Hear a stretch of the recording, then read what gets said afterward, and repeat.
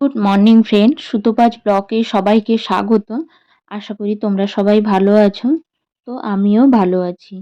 তো আজকে হলো সেই দিন ৫ মাসের ওই মন্দিরে যাব ওই দিন। তো সকালবেলা কুচুমা ব্রাশ আরও করে নিয়েছে, তো কুচুমারও আজকে ছুটি।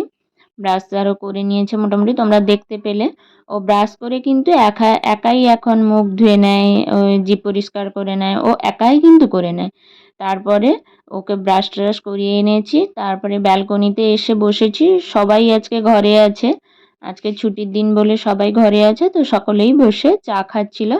তো আমিও সাথে চা কাপ এনেছিলাম, কিন্তু কুচুমা এমন ঝামেলা করছিল যে সবার সাথে বসে আমি চাটা খেতেই পারলাম না, ওখান থেকে আমাকে উঠে যেতেই হলো।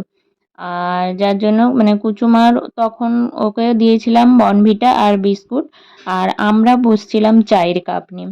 যাই হোক, উঠে গিয়ে ওকে শান্ত করে নিলাম। তারপরে চলে এসেছি মন্দিরে যাব বলে, যেগুলো পরে যাব ওগুলো বের করে রেখে আমি স্নান করতে যাব।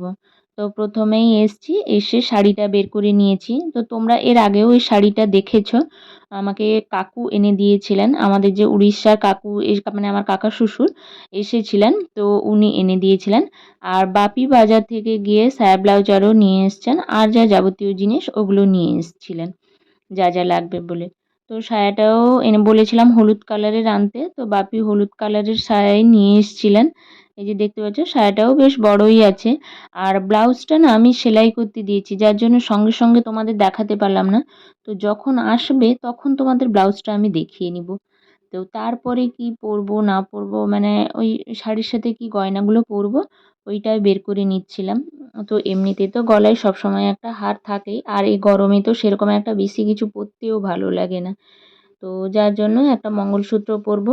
আর ওই যে চিকটা দেখলে, ওটা কিন্তু আমার নয়, ওটা কুচুমার অন্নপ্রাশনের চিক। তো ওটা পরবো বলে বের করেছি, ও এখন পরে না। আর এখন দেখো ব্লাউজটা চলে এসছে, তোমাদেরকে মানে ব্লাউজটাও দেখিয়ে নিলাম। অ্যাট লাস্ট আমি স্নান টান করে চলে এসেছি সবশেষে, মানে স্নান করে চলে এসেছি। তো স্নান করে এসে শাড়ি টাড়িটা পরে নিয়েছি।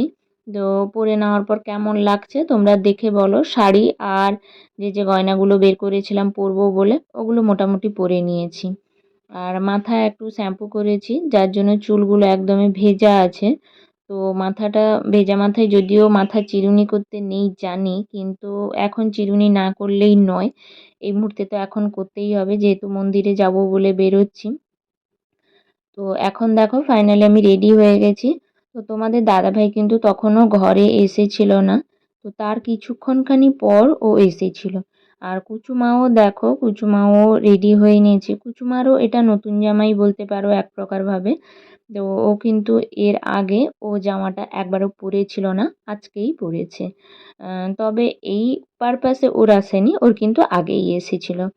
তো যাই হোক, ব্লাউজটা আমি বাপিকে লাল ব্লাউজে আনতে বলেছিলাম, কিন্তু বাপির এই ব্লাউজটা পছন্দ হয়েছিল বলে বাপি নিয়ে এসছেন।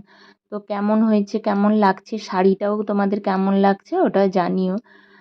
এই যে দেখো, আমি ফাইনালি তারপরে তোমাদের দাদাভাইকে ফোন করার পর ও ঘরে এসেছিল, তো তারপরে বলেছিলাম ওকে একটু ভিডিও করে দেওয়ার কথা, তো ও ভিডিও করে দিচ্ছিল। তো এখন দেখো আমি শেষমেশ মন্দিরে পৌঁছে গেছি। আর এই যে মন্দিরটা দেখতে পাচ্ছ, এটা কিন্তু আমাদের ঘরেরই মন্দির। ঘরেরই মানে আমাদের ৫ জন মানে জ্ঞাতিবর্গ নিয়ে মন্দিরটা তৈরি হয়েছে। আর এইখানে যে ষাঁড়টা দেখতে পাচ্ছ, তো ওই ষাঁড়টা কুচুমারও ওখানে দাঁড়িয়ে ওই ষাঁড়টার শিং ধরে টানাটানি করছিল। যাই হোক, মন্দিরের ভেতরটা দেখতে পাচ্ছ। আর এই যে ভেতরটাতে আছেন ভোলে বাবা, এই ভেতরটাতেই বসেছেন দেখতে পাচ্ছ। কিছুদিন আগে চড়কও গেছে মন্দিরে, যেভাবে যে পুজো হয় পুরোহিতরা বসে পুজো করছেন। মানে আমাদের জ্ঞাতিদের এই রকম করে ভাগ থাকে, ১ বছর ওরা করবে, ১ বছর আমরা। তবে আমাদের ঘরে কেউ পুজো করার নেই বলে ওদেরকেই দিয়ে দেওয়া হয় প্রত্যেক বছর। তো তারপরে ঘরে চলে এসেছি, ঘরে এসে খেতে বসে গেছি শেষমেশ। মানে তখন তো প্রায় 11:30 মতো বেজে গেছে, প্রচণ্ড খিদে পেয়ে গেছে। দেখতে পাচ্ছ এই